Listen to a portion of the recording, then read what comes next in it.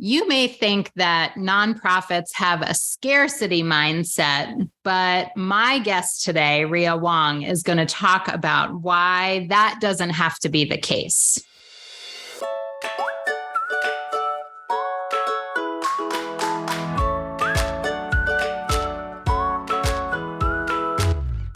Welcome to All About Capital Campaigns, a podcast that provides fuel for your nonprofit's growth. Each week, Andrea Kihlstedt and Amy Eisenstein, co-founders of Capital Campaign Pro, provide practical tips about raising more money for your nonprofit organization. Here are your hosts, Amy and Andrea.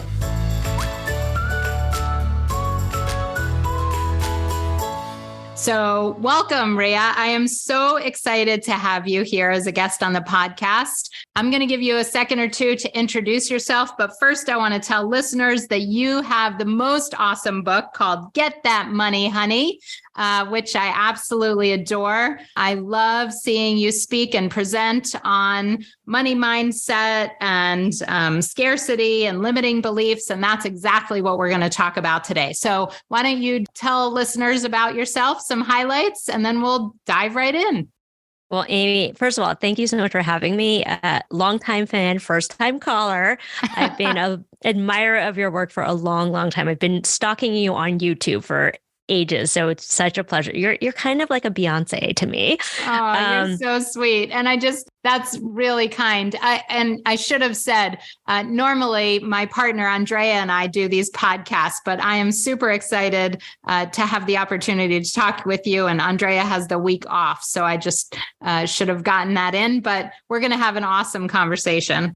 I am looking forward to it. And you're such a master interviewer. So I am psyched. But So to answer your question, my nonprofit journey started really before I was 26, but I was a 26-year-old executive director in New York City. And, at the age of 26, I was like, I know everything. And in retrospect, I was like, I know nothing. And, as what happens with a lot of people, and I'm sure you can relate, is I was an accidental fundraiser, right? And so they handed me the keys, they gave me my email address, and they were like, okay, bye. And so the first day on the job, I did 2 Google searches. Like first Google search was, what does an ED do? Nice. and the second Google search was, how do you fundraise? Because Awesome. up to that point, I had only done, like little fundraisers for, marathons and things like that. And all of a sudden I was being asked to raise $250,000 in private funds. And I was like, what? Right. So over the course of 12 years, I and my team, I can't take all the credit for it. We built up the organization to about $3 million a year in private funds. And it was a wild ride. And I just thought after I left, why did it take me so long to figure this out? And so I really dedicated this next stage of my career to helping people learn how to fundraise, because I think it's kind of ridiculous that we put people in these really important jobs to solve the world's biggest problems without any training. I mean, it's you would never go to a doctor who hadn't been to medical school. You would never go to a lawyer who hadn't been to law school. Why are we asking fundraisers out here to fundraise without any kind of training? So that's what I do. Yeah, I love that. It's interesting.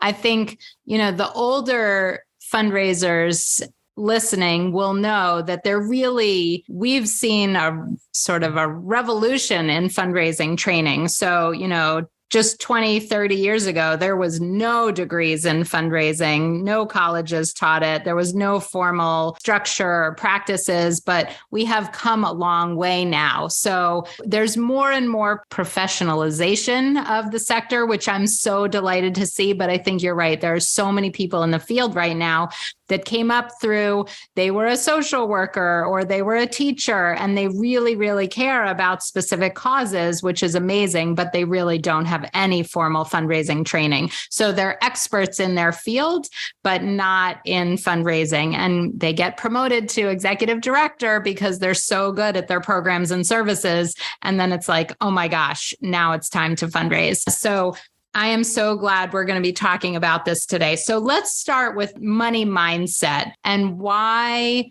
that impacts your results, your fundraising results, how your mindset can really play a role in how successful you are at fundraising. Talk about that for a bit. Yeah. Oh my gosh. Wind me up and let's go. So I think that the reason why so many people burn out in fundraising is because of the mindset issue, right? It's because they believe that fundraising is just about the money. And it's not just about the money, it's about the relationship. But when we come from a place of scarcity, of believing that money is scarce, that we're in competition with other people, when we see that, when we don't get gifts, we personalize it, it starts to wear us down. And it gets us in a place of survival mindset. And so eventually we burn out because it feels terrible to constantly be in this state of fighting, competing, scarcity, feeling like you're under the gun. I mean, I certainly have had my nights of waking up at 4 a.m. in a cold sweat worrying about payroll, right? It's a terrible feeling. And yet I think the key here is that we need to, first of all, unpack our own relationship to money, and then learn how to manage our minds so that we're not constantly in this state of panic about money. And because in our modern day society, money is survival, or at least that's the story that we tell ourselves. And so if we don't have money, then we're not surviving. And so if we can actually decouple that story, we can move in the world of fundraising without it feeling so, I'm trying to think of another word other than desperate, but yeah, it's like sort of desperate, right? Overwhelming, right? So let's talk about that a little more. How would somebody think about uncoupling their money mindset? I don't remember the exact words you used, but how does somebody start to unpack that sort of years and years of belief systems, right? That money is scarce and the money is the root of all evil, and all of these stereotypes, or not even stereotypes, that's the wrong word. How we talk about money in this culture and our society. So how do we get to people to sort of break free from the trappings of their mindset? Yeah. My gosh, so many things. Okay. So first, I think the key is to kind of unpack what it is you believe about money, right? And so often what we believe about money is inherited from our parents. Like any good therapist knows, it's about your parents, right? And so, I do this exercise with people, which is I break down like, well, what did you hear in your family growing up? What did you see? What did you experience emotionally? Because it's really the emotional experiences that create memories, right? It's our brain's way of keeping us safe. Like, like when we were cavemen, it's like, oh, don't go past that cave because that's where the saber-toothed tiger lives, right? But the memories that we have that evoke a strong emotion are often the things that create our current reality, because we just play it over and over and over in our brains, because our human brains, as wonderful as they are, also get us into rerun cycle. And so we obsess and we play the same thing over and over again. And so what a belief is really just a thought that you think a lot, and then it kind of cements itself into like, well, that's the way the world is. So in my family, I always heard, well, money doesn't grow on trees. And who do you think we are, the Rockefellers? And like, that's for rich people, not for us, right? So the first key is like, just write down all the things that you believe about money, Yeah, I love that. Write them down. What do I know about money, or what do I think I know, right? What do I believe about money? What did I hear about money as a child? Good. Okay. Yeah. Step one. I love it. So step one. And then step two, realize that your brain has a thing called confirmation bias, which is that your brain has a way of filtering out things that you don't deem to be relevant to you. So I use this example a lot, which is, if you've ever had the experience of like, let's say you were really lusting after a pair of shoes, right? Like, oh, I really want those shoes. And the moment you decide that that's the thing that you want, all of a sudden you see that shoe everywhere, or like you hear that song everywhere, or whatever it is that your brain decides that it wants. That's all those things were already always there. It's just that your brain filtered it out. So similarly, your brain is filtering out all of the messages that reinforce your belief. So if your belief system is like money is scarce, money doesn't grow on trees, money is hard to come by, you're going to pick up on all of the examples that reinforce your beliefs. Yes. The key here is like, what are some counter examples? Like, what are some things that I could point to as evidence that what I believe is actually not true? Like, our willingness to be wrong is going to be directly correlated to our success. So if I believe like, well, people aren't generous and people, like rich people are bad. Okay, that might be a belief. Can I think of like specific examples that I've seen where that is actually not true, or that proves that to be false? And then you start to open up your mind and you get into, so your brain is only ever in one of two states, either survival or executive. Executive state is when you start to open your mind to the options and possibilities. Survival mindset is when you see the world as black and white. It's this or it's that. It's yes or it's no. Like you get very tunnel vision because, in the world of running away from a saber-toothed tiger, you're not sitting there thinking about all of the creative possibilities. You're like, I got to run. So part of it is just like calming your brain down and opening up yourself to the possibility that you might be wrong.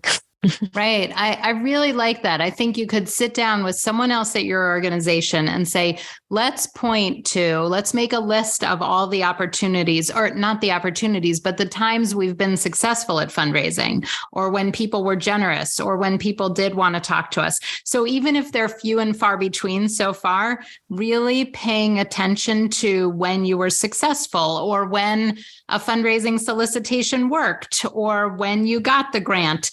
I love that, because I bet that most people, you're right, they tend to focus on the negative. It's easier, right? Mm-hmm. Oh, I didn't get that grant, or the person didn't want to meet with me, or they didn't give me the gift, or they didn't give me what I asked for. Those replay in our mind over and over and over again, but forcing yourself to pay attention to and notice. And I would say, just like you said before, write down examples of when fundraising worked, of when people were generous. I love this. What else? Well, and Amy, the other piece is like, it gets even deeper than that, because when things go, so exactly your point, our brain finds it much easier to think about when things go wrong versus when things go right, or to think about creative ways that, things could unfold, because it takes more mental energy, like it takes more mental calories to think expansively, right? So by forcing yourself to think expansively, you're actually moving the energy to your prefrontal cortex. So like, that's one thing. And the second thing is, often when things don't go right, we tell ourselves a story about ourselves. So we didn't get the grant. Oh, it's because I wasn't good enough. It was because I messed up the meeting. It's because they don't believe in me. It's because, all of these like very negative, very old, by the way, like this usually happens, intersects with a story that was probably created in your mind from 0 to 7. It's a story that you made about yourself based on circumstances that happened outside of yourself. And then you just replay the thing over and over and over again, right? So I think the other piece is to unpack, like, what is this story about yourself that you're telling about these circumstances? Like, there are circumstances, and then there's your story about this circumstance. And those are two very separate things.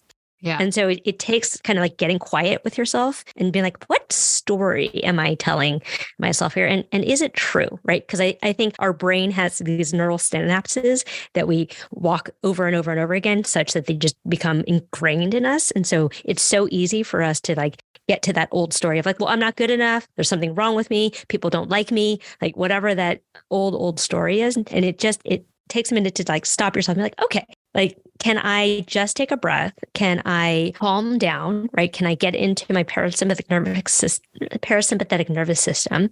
And again, I know I'm in California, so I get a little woo-woo, but scientifically backed woo-woo here, which is, can I just take a breath, right? Because often what I found when I get stressed is I would have a physical reaction, like my chest would tighten and my shoulders get up my ears, and I start breathing shallowly.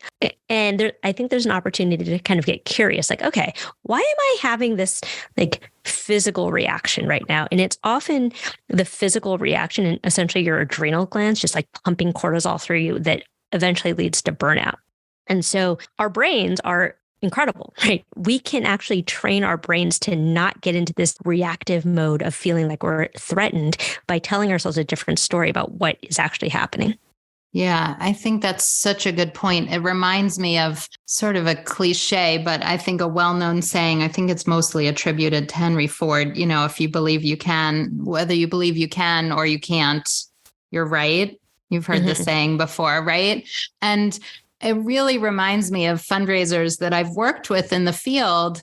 I jokingly call her, I don't know, Debbie Downer, right? She believed she couldn't fundraise, and she believed that people didn't want to talk to her, and she believed there was no money out there. And so how did she spend her time? She gossiped at the water cooler. She played online. She didn't do what she needed to do to bring the money in because she really believed it wasn't out there. Conversely, you've all worked with fundraisers who are amazing fundraisers.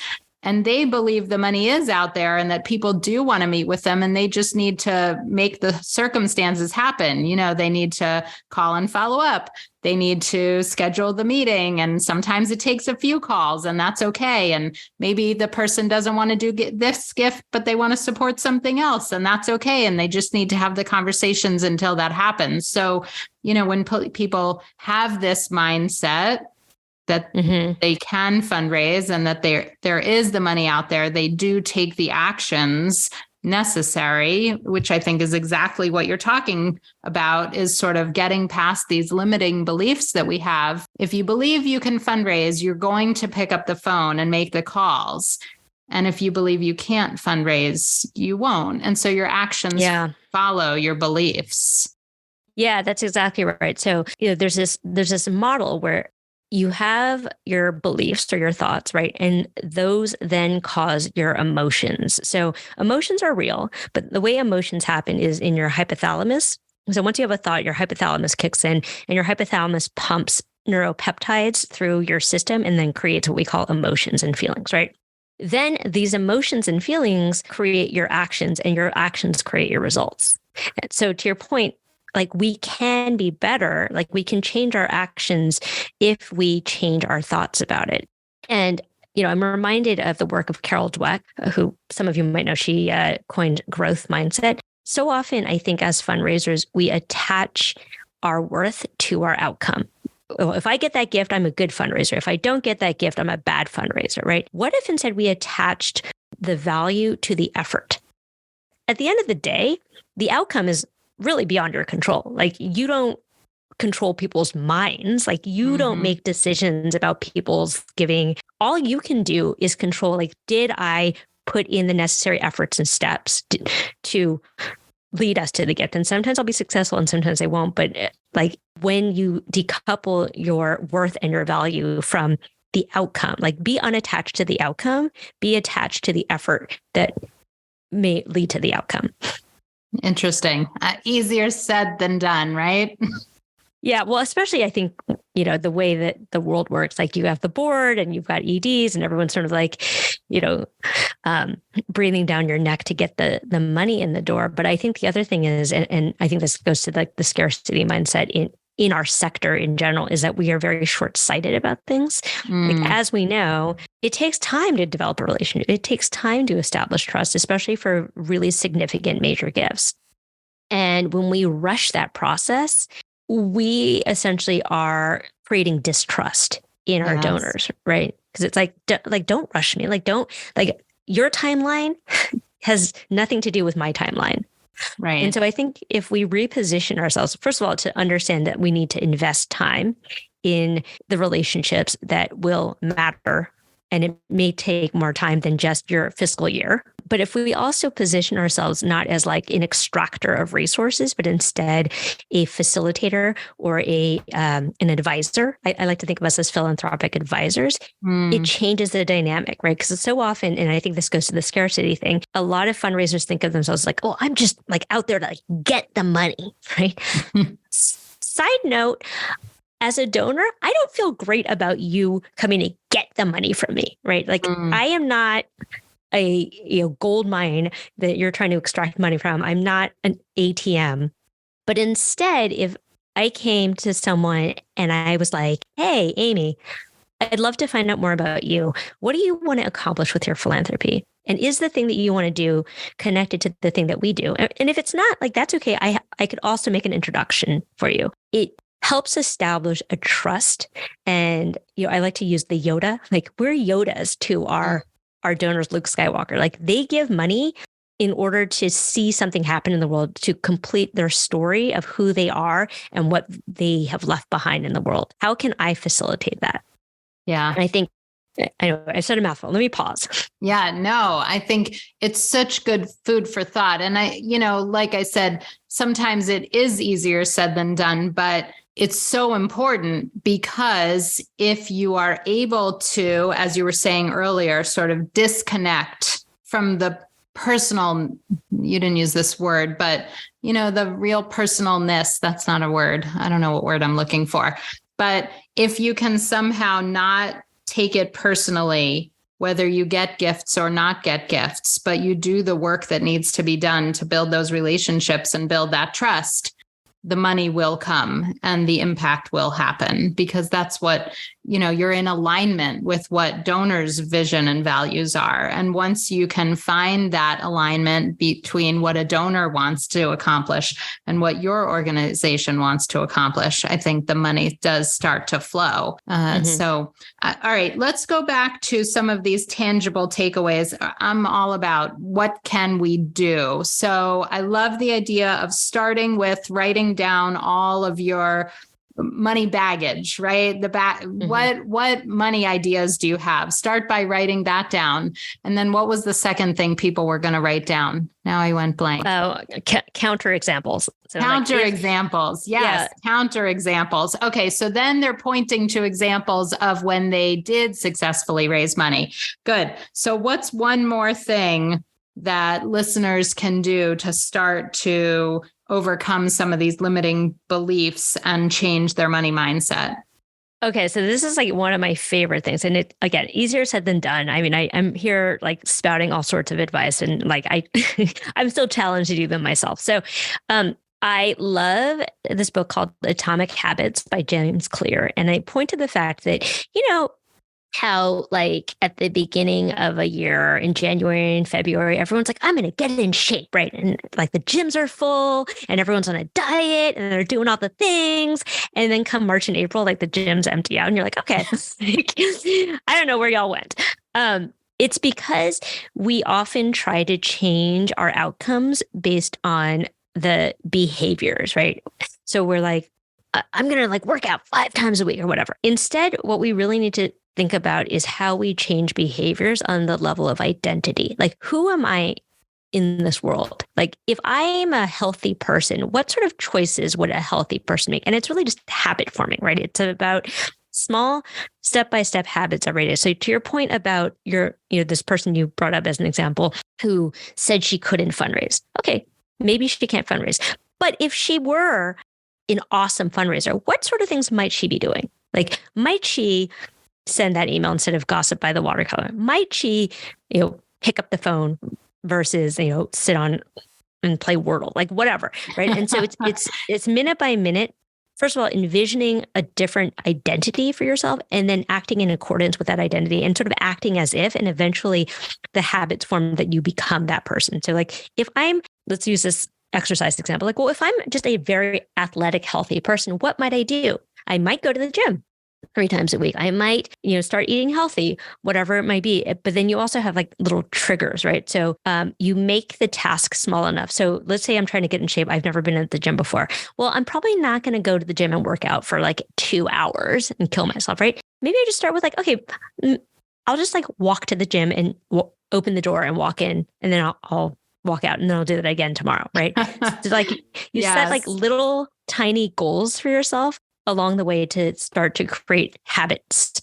Right. I love it. I think of it, and to take that analogy to the fundraising world, can you call 3 donors every day?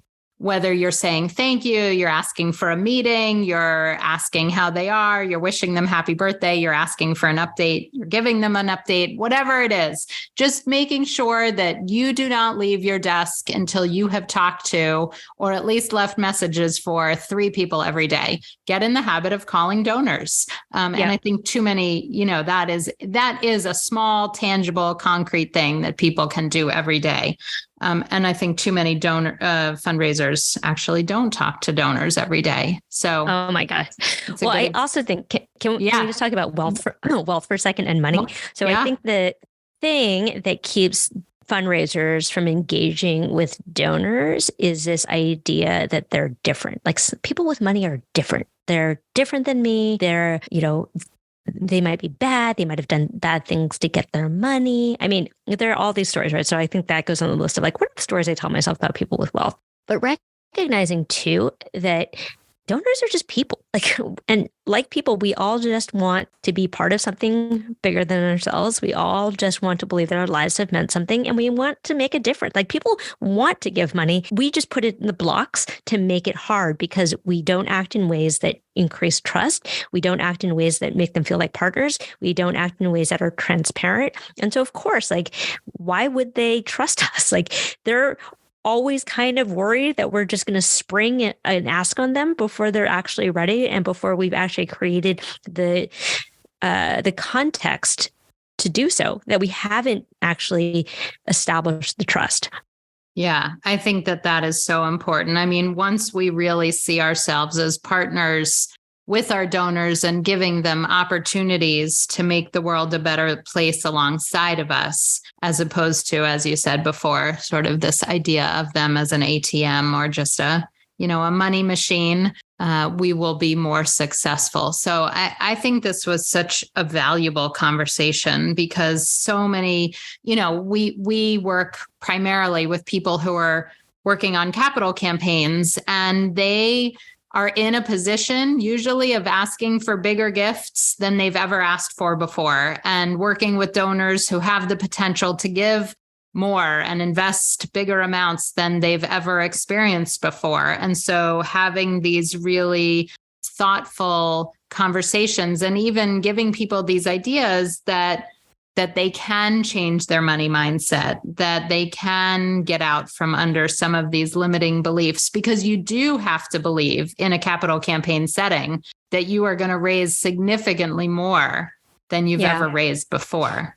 Well, and I think the other piece is when we have a lot of limiting beliefs about money and, it's not out there. And P.S., like, we are living in the richest time in human history and the richest, country on the planet. So, like, you can't tell me that money isn't out there. But our own energy puts up the blockages, when really, I love that what you said before, alignment. Like, we really need to get ourselves in alignment with the flow of money and the flow of generosity. And then we are just like a vessel through which things can flow. We're not, roadblocks. We're not extractors. We're not, all. So can I just share one last thing? Yes. I just had a really fun podcast interview with this man named Troy Smith, who was an FBI hostage negotiator. So you think your job is high stakes? I got hostage negotiation. Yeah. And he had some really great tips, but one of the biggest tips was like, your job as a negotiator is to listen to the other person and understand their view of the world. What got them to the point today that they decided that the only thing they could do was like hold up a bank? And you have to be calm and you have to be fully present for that, because ultimately our jobs as fundraisers is not about us. It's about our donor. What is it that they want to achieve? Who are they? What would make their lives better? And how do we offer them the opportunity for significance? Like, that's what the job is. And I think so often we go into it with our own agenda, our own timelines, our own desires, our own priorities, and it just doesn't work. Yeah. Interesting. So on the sort of flip side of that, we don't want donors to dictate the mission or change the programs and services. So really it's about finding alignment, right? That's Both right. the donor and the nonprofit have to be in alignment for the magic to happen, for the really big gifts to come in. That's all right. Like, that's such a good point. This is not about, being a doormat and letting people walk all over you. This is about being a matchmaker. Like, is the thing that you want as a donor the thing that we do? And also, I think if we're living in abundance and we really truly live into this idea that there's more than enough out there, we can bless and release people that are not aligned with us, right? Sometimes I think why we get burnt out is that we're bending over backwards to try to fit our way into a thing that a donor wants that isn't really what we do. And there are more fish in the sea, as my mother would say when I was in my dating life. Like, there are lots of people out there.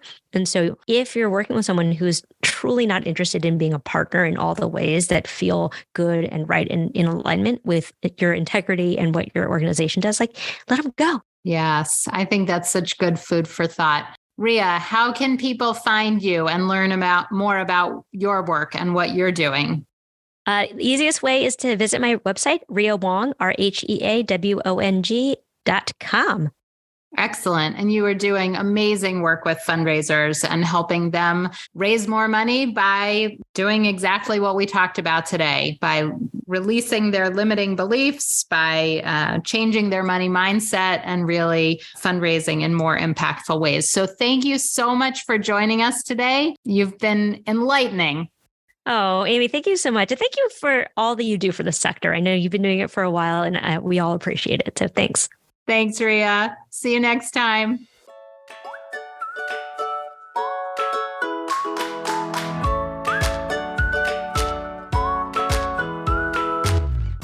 Thanks for joining Amy and Andrea for today's All About Capital Campaigns. Their company, Capital Campaign Toolkit, was recently renamed Capital Campaign Pro, reflecting a broader mission to help development professionals with their campaign needs. To learn more about them and their work together, go to their new website, capitalcampaignpro.com.